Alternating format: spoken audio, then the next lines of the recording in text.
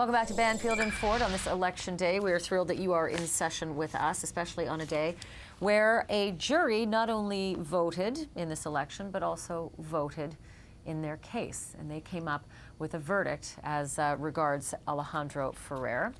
They decided that it wasn't first-degree murder, but it wasn't that far off. And, well, without further ado, why not take you inside the courtroom so that you can see exactly how that verdict played out as it happened this morning in Bartow, Florida. Have a look.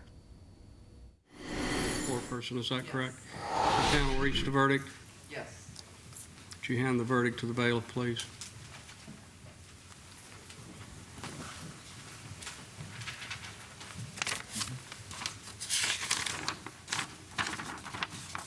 Defendant rise. Madam Clerk, would you publish the verdict?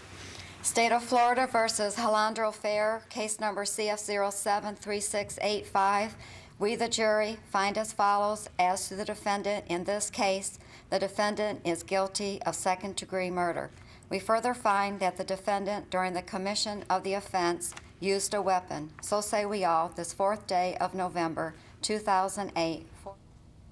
Well, and there you have it. We have to silence the mics because at this point, as you often know if you're a regular watcher of our program, they start saying the names of some of the jurors. They start polling the jurors to find out if it in fact is their verdict, and they often say, yes, sir, it sure is. I don't think I've ever heard, Jack, have you ever heard anybody say, no, I'm not a part of this, and during the polling?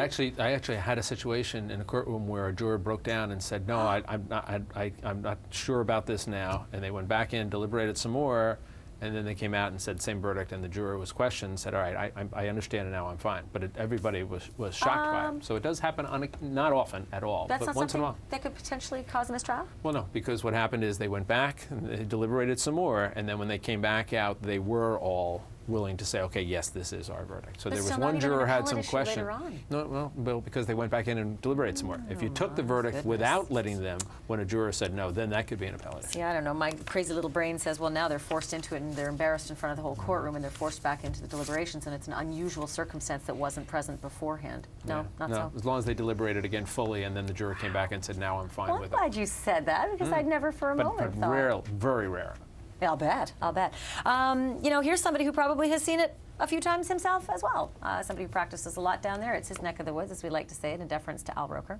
Joining us live from outside of the courthouse, Jeffrey Brown, former prosecutor, currently a criminal defense attorney and an adjunct professor at the Stetson College of Law, so he's a good guy to ask about these crazy questions. I won't dwell on it, but have you ever seen that happen, by the way, a poll where they actually had a juror say, no, I'm not into it? I've got a better one than that. I had a case on appeal where the defendant said that one of the jurors had said no and apparently argued everybody missed it. And sure enough, when we played the tape back, because sometimes they keep a tape, sure enough, there's the juror's voice saying no. You gotta be kidding me. Well, it ain't perfect, and the judge was as shocked. The judge was shocked too. He couldn't believe how he missed it. The defense lawyer, prosecutor, they all couldn't believe how they missed it, but right on the tape, the audio tape, when they polled the jury, you could hear one of the jurors distinctly say, is this your verdict? No. No, and so what happened after that? Got a new trial. I really digress here, but I can't let the story go. What happened? Got a new trial, worked out a great deal, and everybody was happy but the prosecutor. Oh, I'll bet. Holy smokes. You got to come back with a few more anecdotes like that. It's why we keep having you back. And we also invite you because you're so smart. I mean, you're a professor at this business, and so who better to ask about the process now than you? We've been talking about the quarterbacking and the 2020 is, in hindsight, all the rest. But now I want to talk about what's happening in this situation. Technically, what exactly goes into the process before the sentencing comes down in December? I know there's a pre-sentencing report. I don't actually know the sausage making of it. Take me through the process. Who does it? What's asked? What comes out? What happens? In Florida, when you're convicted of a felony offense and you have no prior record, you're entitled to what's called a pre-sentence report.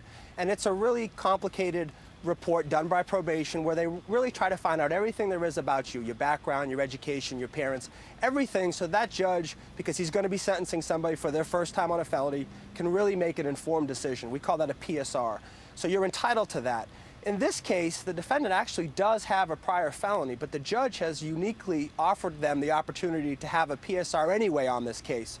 So they're going to have this report prepared, the judge will have it, and both sides are going to have an opportunity to present some evidence to to this judge as to what they believe the sentence should be and why the sentence should be whatever they feel. I'm sure the prosecution is going to ask for life, and the defense attorney has got to make that really difficult decision. And Jackie, you've been in this situation before.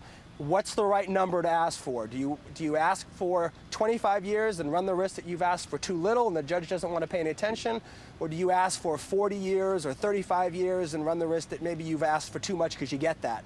So they're going to have to decide what they want to ask for. They have to decide what witnesses they want to put on to pretty much testify about the character of the defendant and anything that they believe might mitigate this offense. And the judge will give them usually several hours if that's what they need to do it. And then he'll make his decision. He has a range of 25 to life, and that's what everybody will be waiting